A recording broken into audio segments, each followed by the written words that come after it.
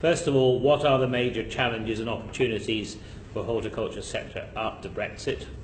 And then attached to that, given that fresh produce must be used quickly, is there an opportunity to increase exports, or is there a problem? If the UK moves to trade on World Trade Organization terms only, what will the impact for tariffs be tariffs on imports on prices for consumers? So you can see a nice simple round of question there to start with. So who would like to start? Don't be shy. I'll start, shall I? Okay, right, yeah, please do. Thank you. For the fresh fruit, vegetable and cut flower industry, it certainly is a great challenge because we import 62% of all fresh fruit and vegetables. If we don't have a trade agreement with the EU, a free trade agreement, we're immediately in the arena of having to do pre-notification and customs clearance, and that will involve a lot of small and medium-sized businesses who have no experience currently of doing so and don't have that expertise. We risk major delays at points of entry. Specifically, you'll probably have heard a lot about the Port of Dover, where we've got ro-ro traffic. We estimate there are about 600 vehicles that come through the Port of Dover every day carrying fresh produce. A lot of those products are highly perishable. Sometimes they are pre-packaged in the country of origin, so they're ready for the retailer's shelves. So any delay is highly damaging for not only the quality of that product and its availability to the UK consumer, but also risks a producer and importer losing a contract with a major UK retailer if they can't supply the product. Are the fresh product coming in mainly, are they mainly import rather than export, but there must be some export as well, is there or not? We do have a very modest volume of exports, and one of the opportunities is to grow, obviously, and to improve our self-sufficiency. However, we can only grow certain products here in the UK because of the restrictions of our climate, and the UK consumer is now very used to a wide range. There's about 400 different kinds of fresh fruit and vegetables that we have available to us here in the UK, and so the potential to improve and increase on exports is limited, but it is still there. And then on WTO and possible tariffs, what sort of effect on consumer prices? It's difficult to say at the moment. I mean, people have made some guesstimates in that area. Because we're part of the EU, we are bound in the actual criteria of the EU. So we have a proportion of the tariff quotas available to us as an EU member. What we don't know yet and what has to be negotiated is how much of that proportion will come to the UK. It might sound quite an easy thing to do. We could just look at the volumes that we're currently taking ourselves from those quotas. But there are umpteen different ranges of different tariffs and quotas, so it becomes quite complex. And there are also other countries within the WTO who are looking very carefully, want to scrutinise what we're doing. What changes do you think you need to make to your business to respond to trading conditions after we leave Brexit? Where do you see the difficulties? And maybe you've already started to make those changes, but where do you see, well, ask the three of you, but ladies first again. All right. I think it's very difficult for the UK fresh produce industry at the moment because there's such uncertainty. And one of the things we do wish to press for is a transition period, which would give people a bit of breathing space.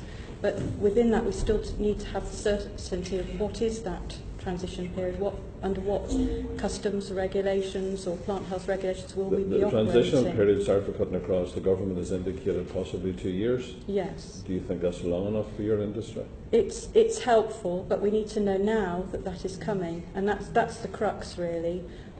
Decisions are already being taken by some businesses. I know of companies that are moving production out of the UK and they're going to other parts of Europe where they know they can get labour, where they've got, they can get into the market and they've got that stability. Other people are just not able to touch it at the moment. Customs clearance, we don't know under which scheme we may be operating. We have a very efficient system at the moment for pre-notifying, it's called Peach, for fresh produce. It integrates with Chief, which is a customs system. It's absolutely vital that that is maintained. Chief is being replaced by a new system. We don't know whether it's going to be having the capacity to cope if we have to clear all EU imports from day one. There's an awful lot of uncertainty. So it's labour, it's regulation, it's customs, the lot. So you have to, really what you're saying is that you need a clearer picture and all of this so you can make the plans? And we totally understand that a lot of this may come at the last minute, but and we want to work very hard with different UK departments to help them understand the complexities, and that's what we're trying to do at the moment. Okay, Nick? Well, the berry industry's been doing a great deal to equip itself to be more efficient. So we have seen a massive move into substrate production, so no longer growing crops in the ground on soil, but growing them in substrates raised off the ground. The breeding programs tend to be very heavily targeted now for bigger fruiting varieties, because the larger the fruits within reason, the more effectively you can pick them. And there is very substantial investment and energy going into automation. So the Agri-Tech department at the University of Lincoln is doing a great deal of work on robotics. But realistically, these are quite a way off. There are tasks which we are starting to mechanise, but realistically at the moment, Anderson's, the farm business consultancy, analysed all the work done on a soft fruit farm, and around 5% of it can be automated within the next 2 to 2.5 years with investment. So we're still very heavily dependent on labour for the foreseeable future.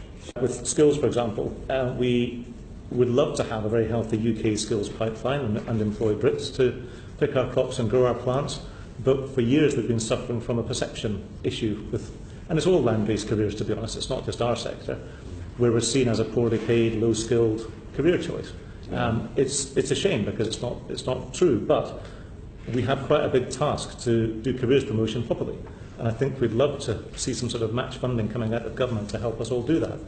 You know, we are joining up with our promotion. In strategic research and development, so I mentioned earlier with our sector, we have some fantastic ecosystem service benefits that we can provide. We'd love to know more about that. We'd love to develop new ranges of super trees that absorb 10 times the air pollution, and substrates for green roofs that absorb 20 times the amount of torrential rainfall. Currently, we don't have strategic R&D support. The levy board that we've got just does near market stuff. Yeah, that's the point. It was just the very last point, Chairman. In relation to the investment that I was slagging you off about, in relation to the investment, we're coming out of the EU. Have you received any subsidies or grants from the EU, that gap would have to be filled by the British government? In my sector, we've never received subsidy. Okay. The berry sector receives funding under the EU fruit and vegetable regime. That's actually been important in encouraging growers. I mean, quite frankly, it is match funded, which I think is always a good thing. So the farmers are paying 50% of it, so they use it wisely. The £6 billion was an example of what it would cost to replace. I think the biggest issue is that no one at the moment wishes to invest significant sums of money in capital projects when they don't know whether they're going to have the supervisory management to grow the crop or the staff to pick it. So there is a huge level of uncertainty and a great nervousness about investment. So the fruit and vegetable regime has been helpful, but my estimate will be that growers over the last 15 years have probably invested up to 10 times more than they have received from Europe. So very useful seed capital, and again, if targeted, very helpful, as Raoul was saying, for further government funding in targeted areas. I wonder what you think about the impact on some of our larger packers that growers are very reliant on, these larger packers that will be supplying supermarkets or retailers for 12 months of the year, but maybe for 10 of those months, or 9 to 10 of those months, we'll be supplying with UK produce, but for obvious reasons we'll have to fill the gap for the other 2 to 3 months with imported produce from Europe. Some of these packers have invested in farms in Europe as well. What is going to be the impact, and I don't know whether you've got any feeling about the impact of the relationship that's going to have going forward? Well, some of those packers are our members, And yes, it's quite common now that you have a company that does a variety of different roles across the supply chain, so it's quite a common scenario now. Yes, I mean there are a number that, in order to supply the UK consumer with the same product all year round, which is what the UK consumer expects now, they are sourcing from a range of different countries. So they will predominantly use the UK supply when it's available and in season, but they go outside. And so those pack houses need to be fully employed, so they're taking a product from elsewhere to provide their customers with that constant supply. And their concerns are sort of the cost of doing that and what's going to happen, and can they avoid passing it on to the consumer, as the supply chain has done has tried very, very hard to do so up to now, but it's increasingly difficult, and managing those inputs. But also the labour, are they going to have the people available to them to continue packing? And we've been working with other UK food and drink trade associations under the lead of the Food and Drink Federation to ask our members jointly about their concerns. We've put forward evidence to the Migration Advisory Committee. We're doing a follow-up at the moment to ask them about forecasting of the future workforce, because it is a key concern.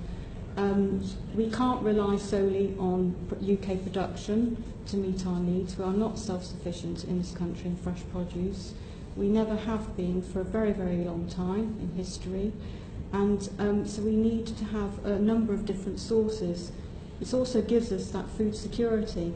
If there is a problem with a harvest somewhere, either in the UK or in another country, as we saw in Spain last winter, where it affected certain products' availability, we have that flexibility to be resilient and keep supplying the UK consumer with fresh produce. And what would be, and so I'll finish with a very short follow-up if I can, Jeff. Could I have slightly shorter answers? They're very good ones, but if we could be a bit...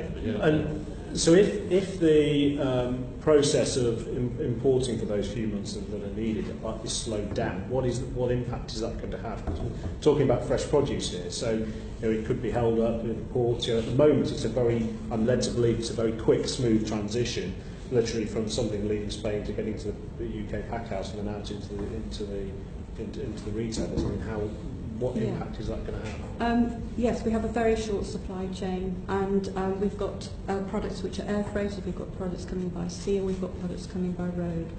And it will affect the availability of certain products.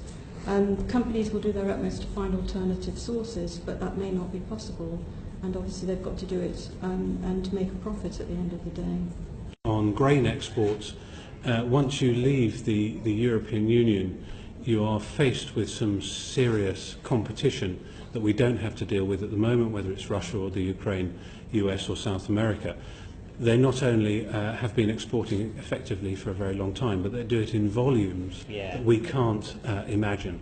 And sometimes it's difficult to see how a customer would necessarily change from an existing supplier of large volumes guaranteed every year to someone like the UK that cannot guarantee that sort of volume, and if it has a poor harvest, wouldn't possibly have anything to export at all.